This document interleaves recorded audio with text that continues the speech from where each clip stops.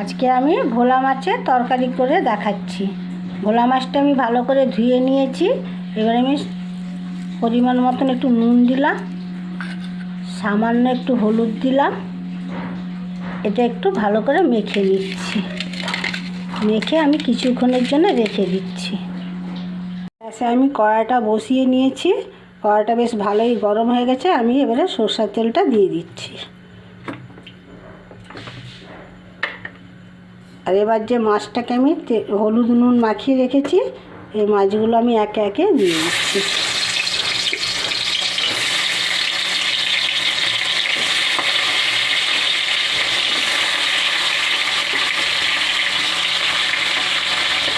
এবার আমি মাছটাকে উল্টিয়ে দিচ্ছি। দিচ্ছি একটু ভালো ভালো লাল লাল করে আমি ভেজে নেব।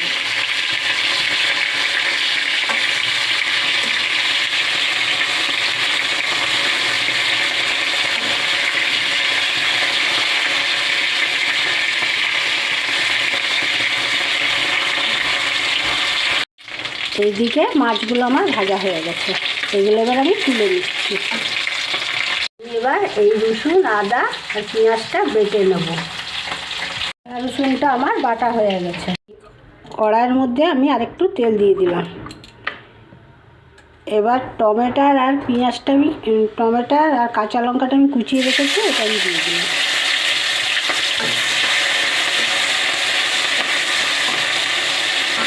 এবার আদা, রসুন আর পেঁয়াজ বাটাটা আমি এর মধ্যে দিয়ে দিচ্ছি।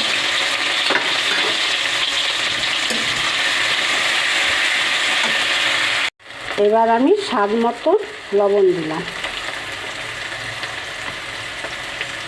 সামান্য একটু হলুদ দিলাম, অল্প শুকনো লঙ্কার গুঁড়ো দিলাম।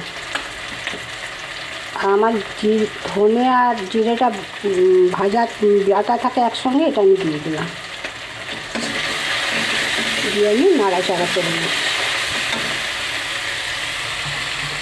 এবার আমি হালকা একটু জল দিলাম। কিছুক্ষণের জন্য এটা ভালো করে আমি নেড়ে নেব।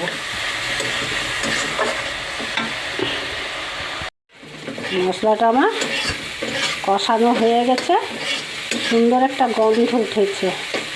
আর এইটা দেখতে দেখতে তোমরা কিন্তু আমাকে লাইক, শেয়ার, কমেন্টটা করে দিও। এবার আমি জল দিয়ে দিলাম।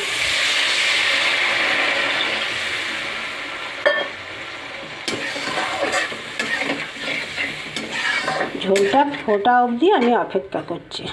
ঝোলটা ফুটে গেছে। এবার আমি মাছগুলো দিয়ে দিচ্ছি।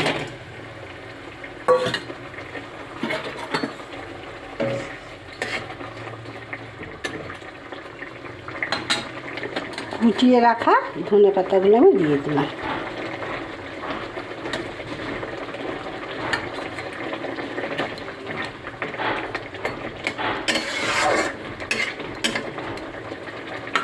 এবারে তোমাদেরকে নামিয়ে আমি দেখাচ্ছি। এবার দেখে বলো কেমন হয়েছে। ভালো যদি লাগে তোমরা নিজেরাও বানিয়ে খেও। আর এখানেই রাখলাম, টাটা।